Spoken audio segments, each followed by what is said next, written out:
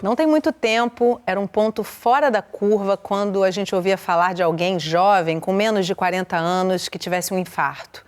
Mas nas últimas décadas, a faixa etária em que a saúde do coração pode pulsar em descompasso vem caindo e infartar aos 30 e poucos anos está se tornando menos raro. É esse o assunto do Sala de Convidados que começa agora.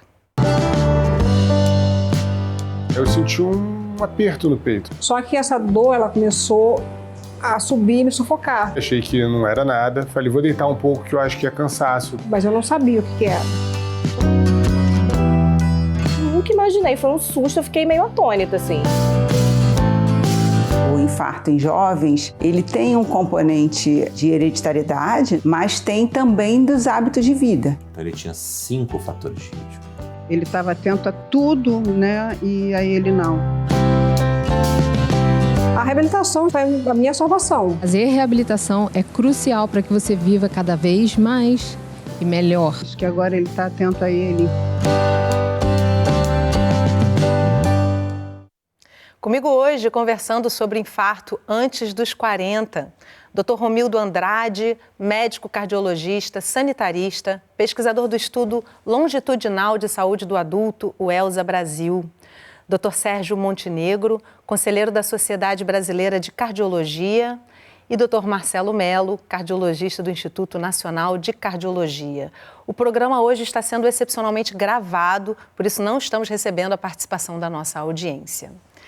Dr. Sérgio, Dr. Romildo, Dr. Marcelo, que bom poder contar com 3 especialistas da qualidade de vocês para discutir esse tema. Começo com o Dr. Romildo, por conta principalmente do projeto da pesquisa ELSA Brasil, que é uma pesquisa, um projeto de pesquisa enorme, longitudinal. O Canal Saúde já acompanha há mais de uma década esse processo. E queria fazer uma pergunta básica, introdutória a esse programa, Dr. Romildo. Os jovens estão, de fato, infartando com mais frequência do que infartavam antes? Bom dia. É muito importante abordar esse tema e, embora, do ponto de vista dos eventos fatais, a gente não tenha ainda uma evidência do aumento da mortalidade, os diversos fatores de risco presentes na sociedade moderna, com destaque do aumento da diabetes, o aumento da obesidade, o estresse do trabalho, o aumento da alimentação de ultraprocessados, fazem com que novos grupos etários venham também a sofrer eventos coronarianos agudos, dentre eles o infarto agudo do miocárdio. Doutor Sérgio, a gente está muito displicente com a nossa saúde? A todos, realmente, o que a gente percebe na prática é que a população é muito displicente com os cuidados com o coração. A gente valoriza muito mais outras doenças que têm uma mortalidade menor e não valoriza as doenças cardiovasculares, que têm a maior causa de mortalidade no Brasil e no mundo. E o que a gente percebe, a gente no Brasil teve uma campanha exitosa no combate ao tabagismo, com leis, inclusive, que estabeleceram uma redução do tabagismo, mas o que a gente vê mais recentemente é que cada vez mais jovens e mais mulheres fumam, né? E principalmente as mulheres mais jovens. Então, isso é um retrocesso, né? E isso repercute no aumento da incidência das doenças cardiovasculares, o que é muito ruim. Doutor Marcelo, a gente tem um quadro de que, de fato, os jovens, muitas vezes, quando infartam, têm um infarto mais grave, porque é um tanto quanto inesperado, inclusive, para as equipes médicas, né? Em termos de políticas de saúde pública, como enfrentar esses casos que não são, por óbvio, a maioria, mas que acontecem também? Bom dia a todos, bom dia, Yasmin, obrigado pelo convite de estar aqui discutindo esse tema importantíssimo. De fato, uma ocorrência bastante importante, perigosa, preocupante, o infarto no jovem. Realmente ele tende a ser mais grave, exatamente porque a doença incidindo de uma forma mais precoce, poderíamos dizer que o coração se prepara menos para aquele evento, né? O evento no idoso, com uma doença mais crônica, mais arrastada, tende a ter uma preparação e uma tolerância melhor por parte do coração. E do ponto de vista de saúde pública, como o Sérgio colocou muito bem, a gente teve um êxito muito grande no combate ao tabagismo, embora esteja tendo uma retomada atualmente, mas há quem diga que o sentar é o novo fumar, ou seja, o grande fator de risco epidêmico hoje na nossa sociedade realmente é o sedentarismo. Eu diria que não o sedentarismo, mas o estilo de vida como um todo, que envolve sedentarismo, alimentação desequilibrada, a retomada do tabagismo, estresse numa vida social muito intensa. Então, eu acho que a gente tem que não abandonar as campanhas contra o tabagismo, mas voltar a nossa atenção muito para a questão de uma mudança do estilo de vida do cidadão atual e, particularmente, o jovem. Bom, vamos trazer alguns dados sobre esse tema? Foi-se o tempo em que o infarto era uma preocupação somente para os idosos. Mas o que mudou? A ideia de que infarto é algo relacionado a pessoas mais velhas vem mudando nos últimos anos, assim como os hábitos de vida de quem é mais jovem. A ocorrência do infarto em jovens, ele tem um componente de hereditariedade, né, de uma disponibilidade até genética mesmo que ele tenha, mas tem também dos hábitos de vida, né? Então a gente tem que se preocupar com os hábitos de vida. Hoje a gente vê os jovens muito mais sedentários, tem a tecnologia que obviamente ajuda muito, mas que acaba que hoje a gente tem, a gente se movimenta menos, né? A alimentação também, a gente tem que ter um olhar aí, um consumo excessivo de ultraprocessados, então são fatores aí que influenciam no aparecimento da doença aterosclerótica, que é a formação de placa de gordura e, consequentemente, um infarto agudo do miocárdio. Dados do Ministério da Saúde demonstram um aumento de 59% no número de casos de infarto em pessoas jovens entre 2010 e 2019. E no caso das mulheres jovens, há um outro dado preocupante: um aumento do número de casos e de mortes por infarto. Nos últimos 30 anos, a taxa de mortalidade subiu 62%, segundo a Sociedade Brasileira de Cardiologia. Tradicionalmente, o grupo de mulheres antes da menopausa era menos afetado por infartos, já que o estrogênio é um hormônio considerado protetivo para esses casos. Considera-se que existe um entendimento tanto das próprias mulheres e de toda a sociedade de não considerarem a doença coronária como uma doença com alta prevalência em mulheres, como também dos profissionais de saúde não reconhecerem prontamente o infarto em mulheres. O caso da Cremilda, que infartou em 2014 aos 35 anos, não é uma exceção. Ela começou sentindo dor nas costas, os sintomas se intensificaram e ela resolveu procurar uma emergência.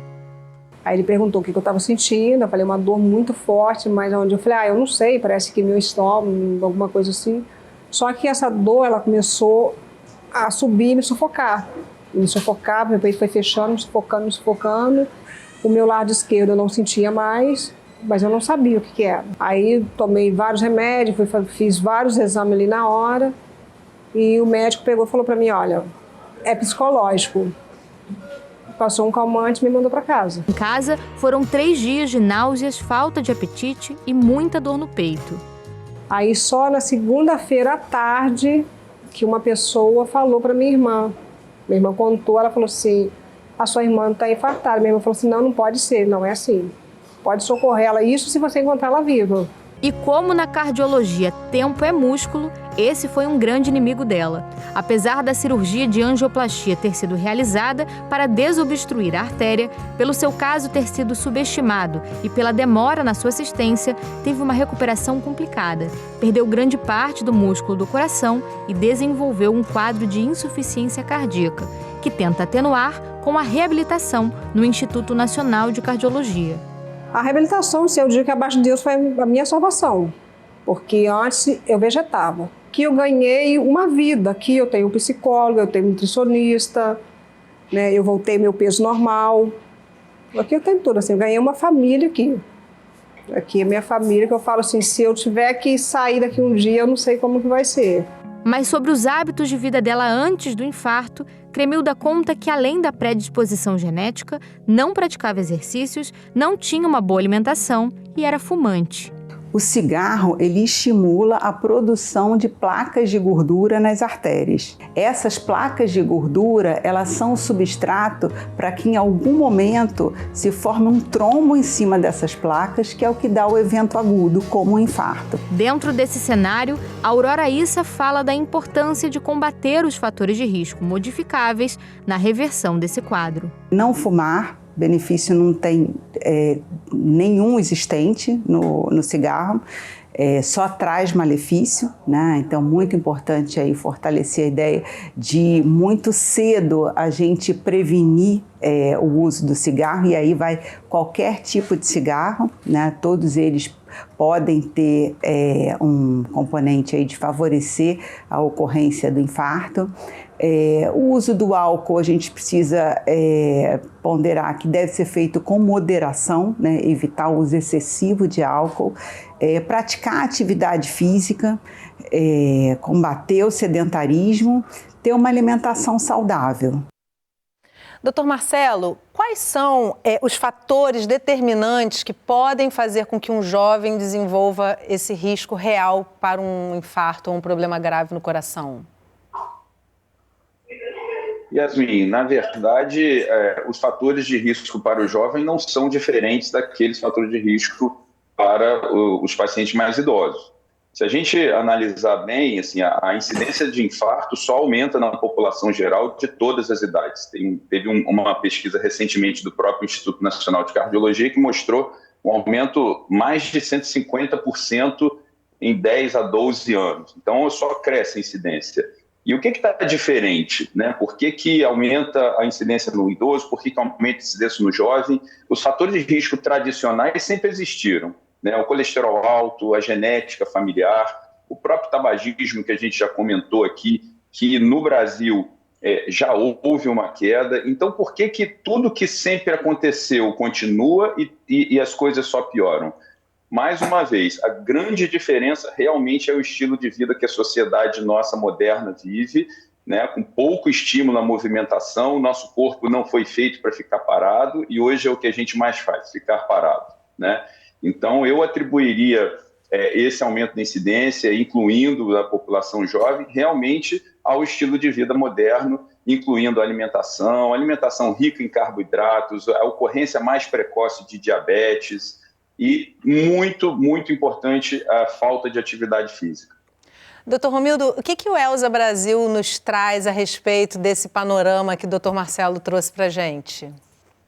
Então, é muito importante, eu também compartilho dessa mesma opinião que o Marcelo externou, mas acho importante também, relevante, sobretudo num momento como esse, destacar causas incomuns de infarto agudo do miocárdio, notadamente na população mais jovem, de 45, 40 anos, com destaque para as disfunções da microvascularização cardíaca, a síndrome do coração partido, que recebe o nome academicamente de síndrome de Takotsubo, o espasmo coronariano, esse muito sensível ao uso de drogas, e as causas também menos comuns, mais existentes em alguns casos, que são embolia da artéria coronária e a dissecção espontânea da artéria coronária.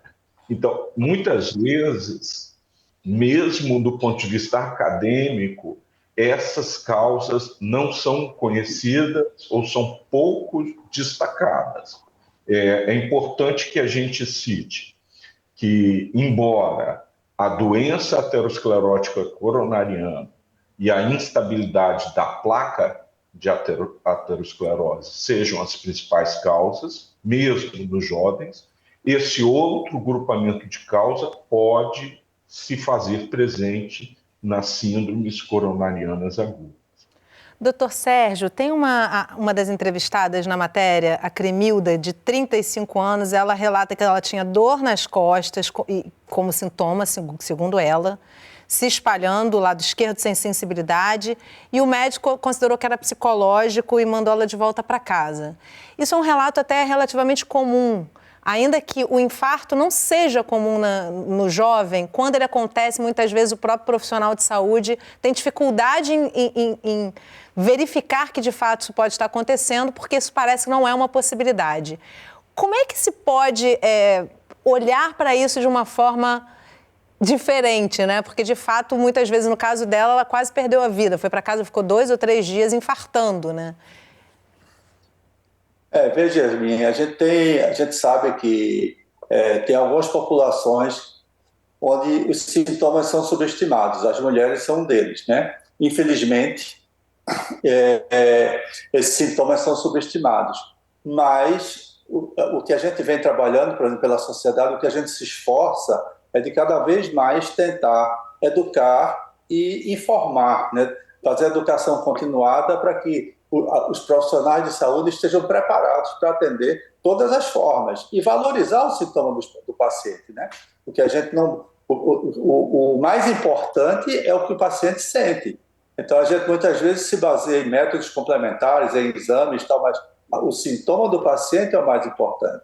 E ela tinha um sintoma aparentemente típico, né? E foi subestimado. Isso, muitas vezes, falta preparação, né? Preparo para quem está atendendo na ponta. E a gente tenta se esforçar, a gente procura se esforçar e tentar educar essas pessoas que estão atendendo na porta, que são fundamentais para esse primeiro atendimento. E, doutor Marcelo, a repórter, a Juliana, ela fala tempo é músculo, o que eu imagino que seja até um jargão no meio médico, né, no meio clínico aí. Qual é a consequência, quais são as consequências da demora do diagnóstico correto e do tratamento para salvar esse coração? Esse termo tempo é músculo a gente utiliza exatamente porque a partir do momento em que a obstrução completa da artéria coronariana, aquele músculo cardíaco entra num processo de morte, de necrose. E esse processo vai se prolongando e se completando ao longo do tempo, né? Então, quanto mais precocemente for identificado, for feito o diagnóstico, mais precocemente vão ser tomadas as ações para desobstrução da artéria e retomada da circulação do músculo.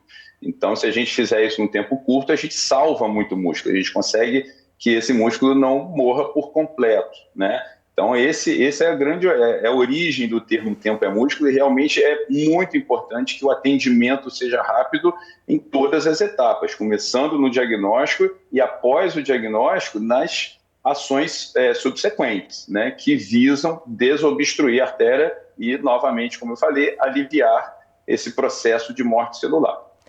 Doutor Romildo, eu fico imaginando, assim, o ELSA Brasil começou, se não me engano, o senhor me corrija, por favor, em 2008, foi esse o ano do início dos estudos, ou antes disso? O ELSA...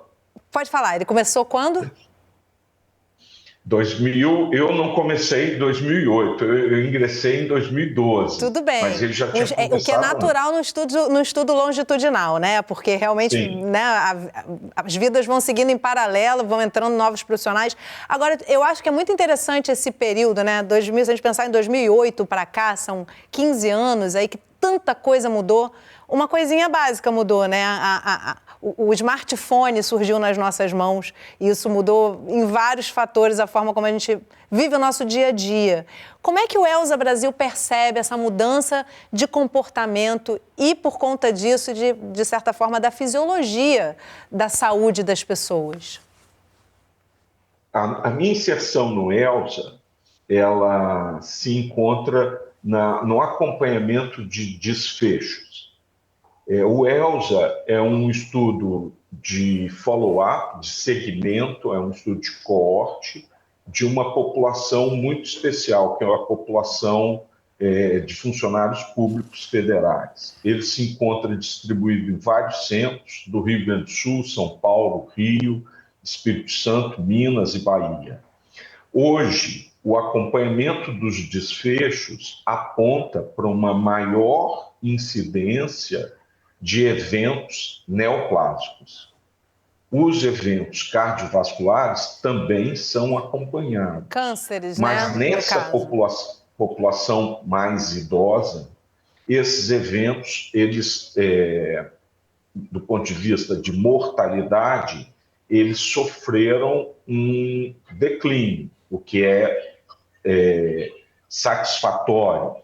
Porém, do ponto de vista da incidência, da ocorrência, como o Marcelo tinha citado, nós enfrentamos uma situação de estresse muito grande com os anos da pandemia e as condições de sobrevivência, a carga de sobrevivência, também impacta desfavoravelmente na saúde cardiovascular, favorecendo a ocorrência de novos eventos cardiovasculares, entre eles o infarto. Yasmin, pode falar.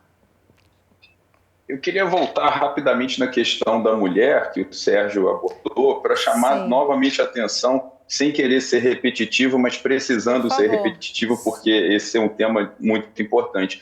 O que aconteceu com as mulheres, né, ao longo do tempo? Né? A reportagem falou que o estrogênio protege as mulheres jovens. Né? O estrogênio deixou de protegê-las? Não deixou de protegê-las. O que aconteceu com a mulher ao longo do tempo é que ela veio para o mercado de trabalho e passou, vamos dizer assim, a ser submetida aos mesmos fatores de risco que os homens, né? Então, assim, ela hoje está no mercado de trabalho, ela hoje sai de casa, trabalha, tem estresse, fuma mais, se alimenta pior do que antigamente. Então, essa mudança de estilo de vida da mulher entrando e trouxe, assim, engrandeceu muito o mercado de trabalho, a chegada das mulheres, né? Sem palavras, isso é muito óbvio, mas trouxe esse, entre aspas, efeito colateral, que a mulher passou a ser submetida a um estilo de vida insalubre, da mesma forma que os homens tradicionalmente, historicamente, sempre foram submetidos. Mas a gente não precisa desse efeito colateral, a gente tem que colocar a mentalidade de prevenção. Vamos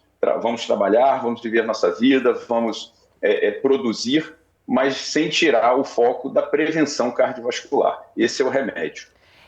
Foi bom até o senhor ter trazido essa questão das mulheres. Eu ia justamente trazer uma pergunta sobre isso, doutor Marcelo, a respeito da questão do estrogênio, mas também pensando em sintomas. Há uma diferença sintomática entre homens, mulheres e jovens? Não há. Os sintomas clássicos são os mesmos. Na verdade, esses sintomas se modificam um pouco até com a idade, na presença de um diabetes mais avançado, que você pode não ter dor. A grande questão realmente são duas, no meu ponto de vista. Primeiro, o que aconteceu com a Cremilda, a negligência por conta de não acreditar que uma mulher jovem possa estar infartando. Então, esse é a não identificação do problema por conta de não acreditar que ele existe. E, em segundo aspecto, o que o Romildo colocou, causas não ateroscleróticas de infarto, né, como todas essas que ele colocou, que são infartos não devido primariamente àquela placa de gordura, são mais difíceis, em geral, de serem identificadas e diagnosticadas como infarto. Mas os sintomas clássicos, eles são os mesmos em toda a faixa etária. Doutor Romildo, já ia passar para você mesmo. Deixa eu te fazer uma pergunta que eu acho importante a gente trazer aqui. A doutora Aurora Issa, ela fala na matéria sobre o consumo de álcool com moderação. O que significa isso? Principalmente uma pessoa que já infartou. Assim, o que significa com moderação? Que dose é essa? Não beber é uma orientação radical demais? Assim, depois que a pessoa infartou, não seria melhor não beber mais? Muito polêmico. Seguramente Sérgio vai poder interferir. A Sociedade Brasileira de Cardiologia, ela tem um posicionamento também ponderado a respeito dessa questão. O álcool, em pequenas doses, ele exerce um fator cardioprotetor. Porém, nós vemos no Brasil... Perdão, interromper o senhor. Qualquer álcool ou tipo específico? Genericamente o álcool. Especificamente o tipo de álcool, a gente exemplifica isso nas dosagens, que aí vai a 1,5 taças de vinho, uma latinha a 2 latinhas de cerveja por dia. O uísque, alguns autores apontam que ele tem uma ação vasodilatadora.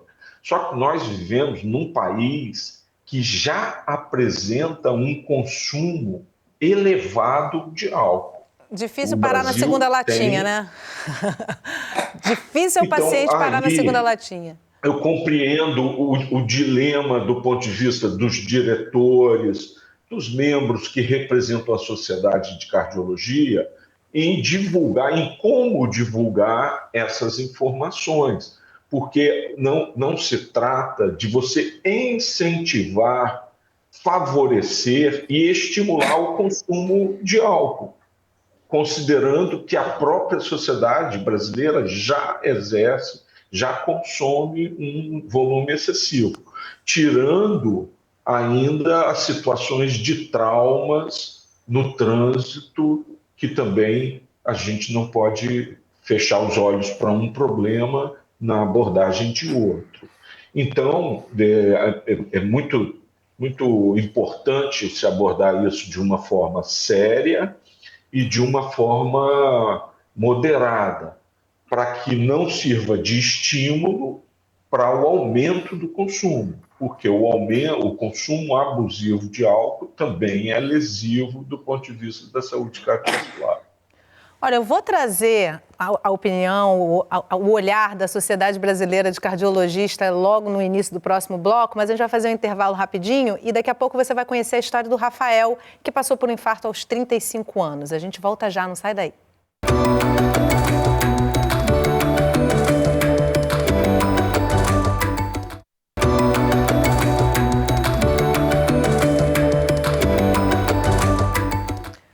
O Sala de Convidados está de volta conversando sobre infarto antes dos 40. Comigo para essa conversa, Dr. Romildo Andrade, médico cardiologista, sanitarista, pesquisador do Estudo Longitudinal de Saúde do Adulto, ELSA Brasil. Dr. Sérgio Montenegro, conselheiro da Sociedade Brasileira de Cardiologia. E Dr. Marcelo Mello, cardiologista do Instituto Nacional de Cardiologia. A gente estava aqui no final do bloco anterior, Dr. Romildo citou a questão do álcool, né, do consumo moderado de álcool, citou a Sociedade de Cardiologia, Dr. Sérgio. Eu queria trazer, se houver algum parecer da sociedade, o que é esse consumo moderado de álcool para a Sociedade de Cardiologia? Bom, é isso que o Romildo falou, né? A gente tem um posicionamento, mas assim, é sempre complexo você recomendar álcool, né? Porque é uma droga que você sabe que tem outras implicações. Já temos um consumo exagerado de álcool, já tem uma quantidade de acidentes grande por conta do álcool, tem os problemas hepáticos, as cirroses por conta do álcool. Então, recomendar álcool tem que ser feito com muita cautela. Talvez por isso não seja tão divulgado, para não estimular ninguém a estar bebendo. E às vezes você recomenda 1 a 2 doses, ou 1 a 2 latas de cerveja, 1 a 2 taças de vinho, e as pessoas sempre exageram, né? E vão exagerar, inclusive com recomendação médica. Então, assim, isso é muito complicado, muito complexo. Então, essa recomendação deve se restringir à avaliação individual. Se você tem uma pessoa que já bebe, você não vai recomendar ele beber álcool. Mas se você tem uma pessoa que não bebe, que só bebe socialmente, eventualmente nem gosta de beber, você pode liberar ele para beber um pouco, e aí de forma parcimoniosa, que seria o que o Romildo já falou, geralmente ficaria entre 1 e 2, né? 1 ou 2 taças de vinho, 1 ou 2 latas de cerveja, 1 ou 2 doses de uísque. Então, mas isso com avaliação individual. Não dá para a gente falar para a população geral, porque isso é perigoso. E olha, você que está em casa acompanhando a gente, só ressaltando, o programa de hoje foi excepcionalmente gravado e por isso a gente não está recebendo a participação da nossa audiência. Vamos agora assistir uma segunda matéria? Quando o impensável vira realidade. Rafael Uchoa, 35 anos, vivenciou um infarto sem os sintomas clássicos que ele conhecia.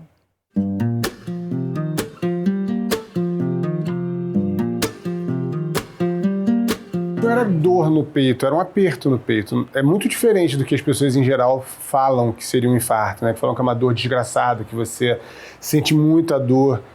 Eu senti um aperto no peito. Esse é o Rafael Uchoa. Tem 35 anos e não imaginava passar por um infarto sendo tão jovem. Inclusive, ele escutou isso de um médico durante a pandemia, quando foi fazer um check-up, porque estava se sentindo muito cansado. Ele olhou para mim e falou que eu não tinha o físico de alguém que poderia infartar, que eu tinha bons exames e que eu era muito novo, que eu não devia me preocupar com isso, que possivelmente era um exagero meu. Só que não foi bem assim. Em maio desse ano, saiu para almoçar com a família e, por conta de um mal-estar, precisou retornar rápido para a casa da mãe. E quando eu cheguei na casa da minha mãe, eu fui subir pro meu quarto e no meio da escada eu comecei a ficar com dor no peito. Eu achei muito estranho, porque eu falei, bom, é diferente, eu não estava fazendo nenhum exercício de intensidade, nem nada do gênero. De novo, eu relativizei, achei que não era nada. Falei, vou deitar um pouco, que eu acho que é cansaço, estou muito estressado, estou trabalhando muito. Sorte que a Vanessa, esposa do Rafael, aconselhou que ele procurasse logo uma emergência. Foi de repente, assim, né? De novo, ele foi para o hospital, eu achando assim, teve um mal-estar, né? Vai voltar já tarde, porque emergência a gente fica um tempo, mas eu nunca imaginei, foi um susto, eu fiquei meio atônita, assim. Eu vi a vida sendo muito clichê. A gente... Eu vou chorar. Não tem problema. Estamos com você. Cara, a vida é clichê mesmo, assim. Não tem amanhã, você pode acordar e não acordar. Foi por uma questão de segundos de tempos, né? E eu acho que, assim, em relação à saúde, assim, qualquer coisa que se tenha, parece bobagem, vai investigar. Vai investigar, porque, assim, pode ser tanto um passar mal básico, como pode também ser uma coisa muito séria. No hospital, depois de um eletrocardiograma com pequenas alterações, o exame de sangue confirmou o diagnóstico. O doutor Ricardo Mourilli é o cardiologista que acompanha o Rafael desde a UTI até os dias de hoje. Eu perguntei sobre o que poderia ter levado ele para esse quadro. O que ele tinha de fator de risco? Fumo, ele tinha história familiar, ele tinha o estresse importante, ele tinha consumo de energético e ele tinha consumo de suplementos. Então ele tinha 5 fatores de risco. O suplemento que Ricardo se refere é um pré-anabolizante receitado por um médico e que Rafael não tinha ideia do risco. Eu tomava vários suplementos. Eu fazia complementação alimentar. Eu faço complementação alimentar há muito tempo, inclusive pelo fato de eu ter sido vegano. Esse médico, ele me pediu para tomar diversos suplementos, desde creatina, glutamina, whey protein, coisas que são básicas e que não fazem mal algum para mim. Mas dentro esse combo de medicamentos, de suplementos, ele me pediu um medicamento específico que me faria muito mal e que eu não tinha a menor ideia. Depois de passar por 2 cirurgias, está mudando os hábitos de vida e se recuperando bem na reabilitação. Fazer reabilitação é crucial para que você viva cada vez mais e melhor. Reabilitação é colocar o coração com a dose certa a trabalhar melhor para você. Então a gente vai reabilitar ele, fazer com que ele aprenda a bater, aprenda a funcionar nesse novo momento pós-infarto. Não é pensar, eu infartei, acabou, eu vou ficar sentado dentro de casa. Essa é a pior atitude que você pode tomar na vida, independente da sua idade. O importante é que você procure o atendimento médico em qualquer momento para que faça a reabilitação. A reabilitação ela pode ser iniciada muito precoce. E quem também está feliz de ver tudo isso é a Maria Lígia, mãe do Rafael. E sabe aquela história de que pressentimento de mãe não erra? Pois é, essa situação chegou a passar pela cabeça dela. Eu achava que ele estava muito acelerado. Eu percebia assim, ele não conseguia parar o pé, ele sentava, o pé ficava assim. Eu falava, gente, ele está muito acelerado. Não conseguia dormir direito, dormia muito mal. Depois do susto, ela acompanha as mudanças nos hábitos de vida do filho. Ele está mais atento também, né? Então eu acho que isso é importante. Ele não estava atento a ele. Ele estava atento ao trabalho, à família, ele estava atento a tudo, né? E a ele não. Acho que agora ele está atento a ele. Então eu estou com muita certeza que ele vai ficar muito bem e que vai melhorar cada vez mais. Que esse seja o melhor pressentimento, né? Esse é o melhor pressentimento. Essa é uma previsão. Durante aqui o nosso intervalo, a gente ficou aqui debatendo uma polêmica e eu queria trazê-la aqui para a nossa conversa, que eu achei bem importante. Na primeira matéria, a repórter Juliana fala sobre os dados do Ministério da Saúde que indicam que entre 2010 e 2019 houve um aumento de cerca de 59% nas internações de pessoas de até 39 anos por infarto e de 9% das mortes. Aí, doutor Romildo, muito cuidadoso, realmente, que a gente precisa ter cuidado com essa informação e com essas estatísticas, que são estatísticas que precisam ser lidas da maneira correta, levantou a possibilidade de espanto realmente com esse dado, porque é um aumento muito grande. Eu queria te pedir para trazer de volta esse tema, doutor Romildo. Como é que é a tua percepção, né? Porque isso não é um dado só da nossa reportagem, que a gente apurou, isso em alguns outros veículos de comunicação está presente também. E como é que é a sua percepção como especialista e também como pesquisador desse número, né? Que é realmente bem grande, 59% de aumento é muita coisa, né? Vou recordar aqui alguns aspectos do seu curso de saúde pública, Yasmin. Você tem, do ponto de vista epidemiológico, situações de morbidade e de mortalidade. Mortalidade diz respeito aos eventos fatais. E a morbidade diz respeito às incidências da ocorrência das doenças. Então, do ponto de vista da mortalidade, eu não consegui visualizar nas fontes que eu investiguei, seja do DataSUS, seja do padrão global de ocorrência das doenças, que é um projeto da Universidade de Washington que o Brasil participa, aumento da mortalidade na população até 45 anos por síndrome coronariana aguda, que no rol é o capítulo das doenças isquêmicas cardíacas. Os dados de morbidade, notadamente os dados de morbidade hospitalar, são mais complexos de serem trabalhados, em virtude da ocorrência e em virtude da capilaridade muito grande, público, privado, e que no DataSUS você dispõe apenas dos dados públicos.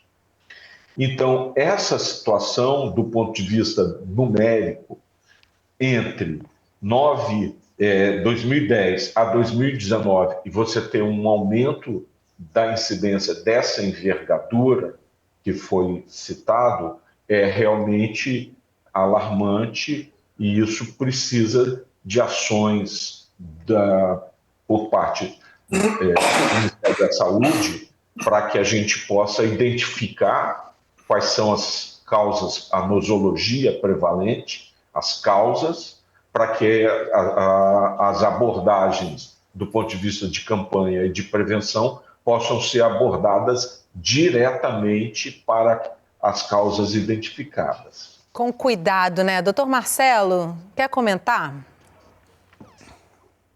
Na verdade, voltando, né, como a gente estava discutindo aqui ao dado do INC, de um aumento progressivo da incidência da doença, do infarto agudo do miocárdio, da ordem de 158%, quase 160% em pouco mais de 10 anos, o que a gente interpreta desse dado do Ministério da Saúde, e é claro, reforçando o que o Romildo falou, a gente tem que ir mais a fundo na análise realmente desses números, a nossa interpretação é que esse aumento global de incidência do infarto não está poupando a população jovem, quando deveria esse aumento ser concentrado nas faixas etárias com maior carga de fatores de risco.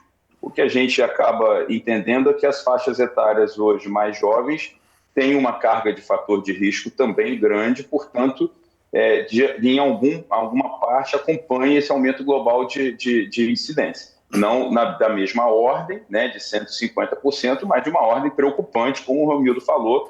Eu acho que a gente tem que olhar para isso, exatamente, tem que olhar para isso com a importância devida em todos os aspectos aqui que já foram comentados, de forma muito importante no aspecto do conhecimento por parte da população, da população médica e leiga que essa doença existe nessa faixa etária para evitar aquele não reconhecimento, como a gente já falou. Então, realmente, isso tem que ser endereçado de uma forma bastante contundente pelo Ministério da Saúde.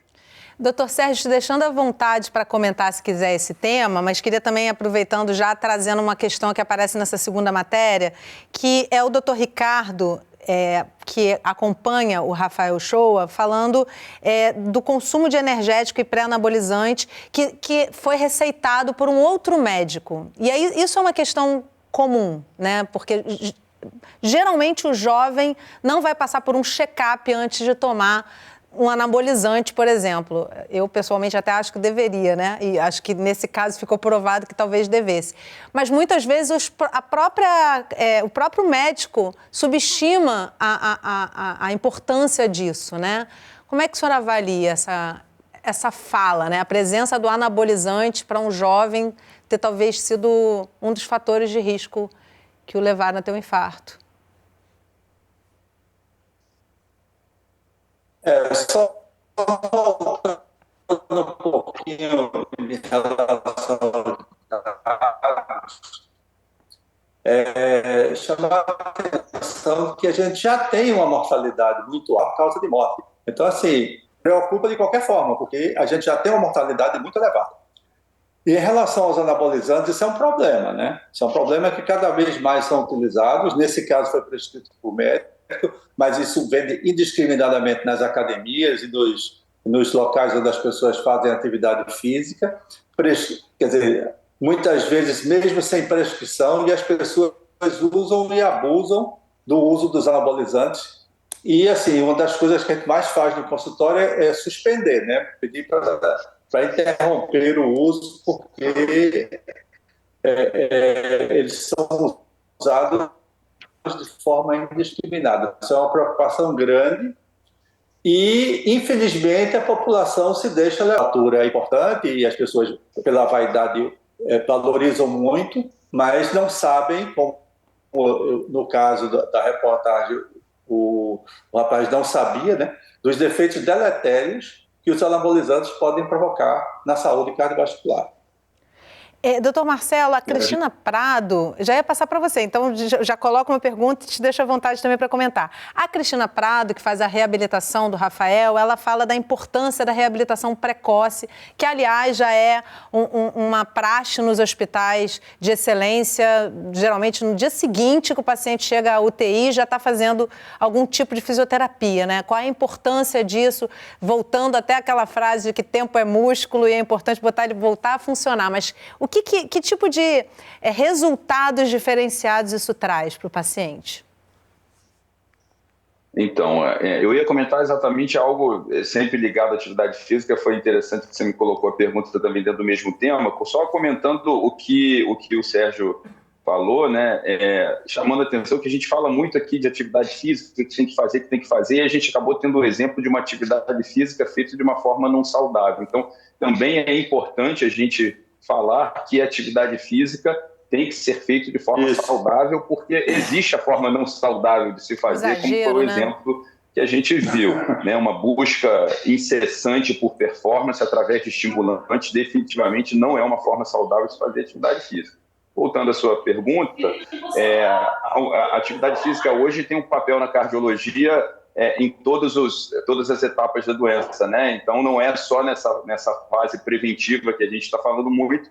A gente tem aqui um exemplo do papel da atividade física na fase regenerativa também, do paciente que já adoeceu. Então, hoje a gente entende realmente a atividade física como sendo importante, inclusive para o cardiopata estabelecido, porque ensinar o coração a lidar com a sua nova situação após um infarto, depois de uma doença, é a atividade física progressiva que vai fazendo isso. E os resultados são realmente incríveis, né? Como a paciente relatou, muda a vida da pessoa.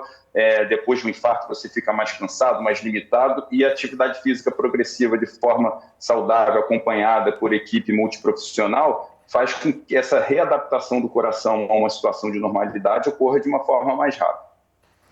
Doutor Romildo. A atividade física, né, Marcelo? Só interrompendo um pouco, a atividade física está presente em todas as fases da doença, né? Desde a prevenção até o tratamento.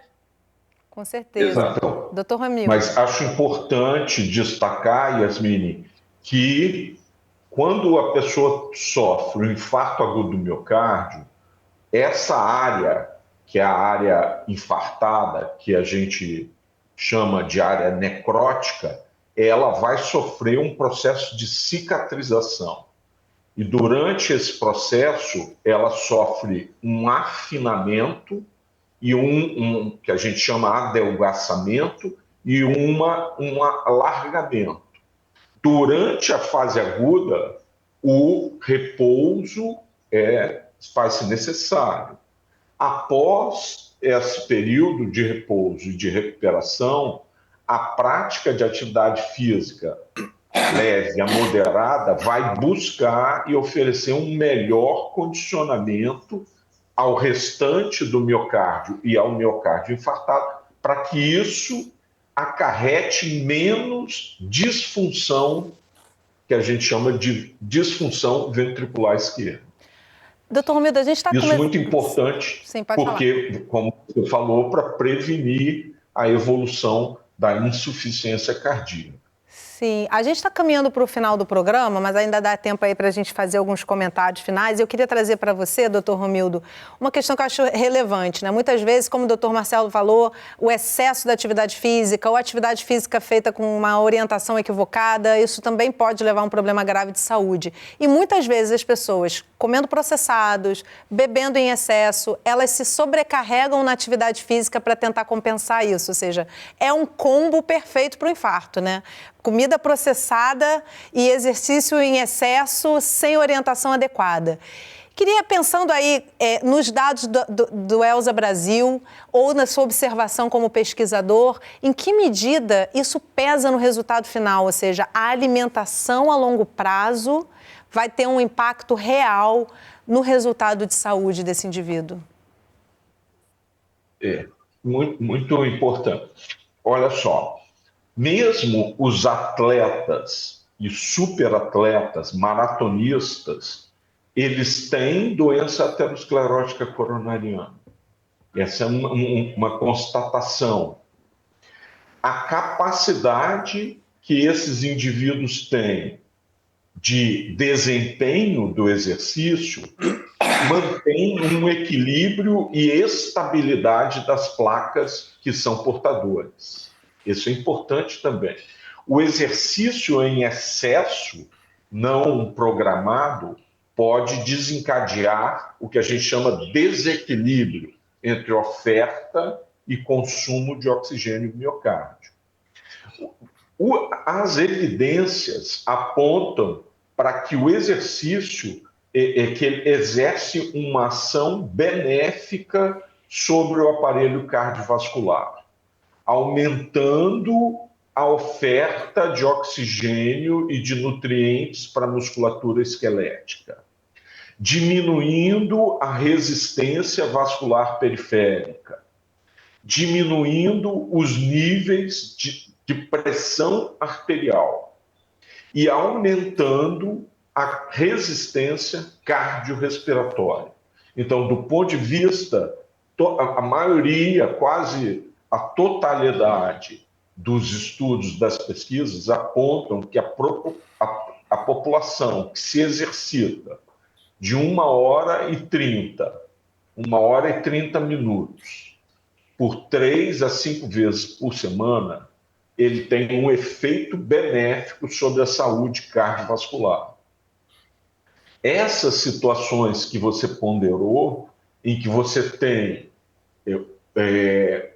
associado ao estresse da vida, da sobrevivência, com consumo inadequado alimentar, energéticos e outros tipos de substâncias estimuladoras, com um exercício com sobrecarga ou com carga excessiva, ele não tem um efeito benéfico, sobretudo nesse conjunto de indivíduos, ou nesse conjunto comportamental que a vida moderna está apontando para que as pessoas erroneamente venham optar por isso. Foi claro? Para mim foi muito claro. Eu acho que, na verdade, a cardiologia vem sendo muito clara ao longo do tempo aí, com seus apontamentos de melhorias na qualidade de vida e posturas para poder prevenir o infarto. E aí, doutor Sérgio, eu queria trazer assim, para a gente poder ir encerrando o programa, quais são as atuais orientações da Sociedade Brasileira de Cardiologia no sentido de, diante de todas essas inovações na alimentação, nas práticas de vida, o que a sociedade hoje recomenda para se reduzir a possibilidade de problemas coronarianos que não se resumem ao infarto, né? O infarto talvez seja o mais grave ou um dos mais graves dos problemas, mas não se resume somente a ele, né? É um pouco de tudo que a gente já comentou aqui, que já foi falado aqui, que ter hábitos de vida saudável. A sociedade tem um programa que é o SBC Vai à Escola, tentando educar as crianças a terem hábitos saudáveis, tentando mudar a merenda escolar. E se a gente alia hábitos de vida saudável juntando tanto na alimentação como na atividade física, você consegue minimizar os fatores de risco. É bom a gente lembrar que a gente tem os fatores de risco para a doença cardiovascular. Acho que a gente tem os modificáveis e os não modificáveis, né? Então, para balancear esse que a gente não pode interferir, a gente tem que interferir mais drasticamente nos modificáveis. E os modificáveis são esses. E quando a gente fala para a população geral, a gente está falando aqui de maneira geral, mas cada um tem seu risco individual. Então, é importante que cada pessoa procure seu médico, um médico bem formado, para que ele possa identificar os riscos individuais daquela pessoa e trabalhar esses fatores de risco de uma forma mais centrada e dirigida. Doutor Marcelo, para a gente finalizar o programa, primeiro quero te deixar à vontade para trazer algumas dicas para quem está em casa, se você achar interessante, e te perguntar qual é a idade ideal para ir pela primeira vez ao cardiologista e fazer um check-up no coração, porque depois desse programa a gente fica se perguntando, né? O Rafael percebeu algumas alterações na saúde dele, mas ele e o médico que ele consultou duvidaram que podia ser um problema. Então, quando é que a gente vence aí o limite do que é ser paranoico e ir cedo demais e fazer muitos exames? E quando é realmente o momento de procurar essa orientação? Yasmin, o meu comentário final ia ser exatamente em cima dessa questão, porque o Sérgio me lembrou isso quando ele falou da merenda escolar, né?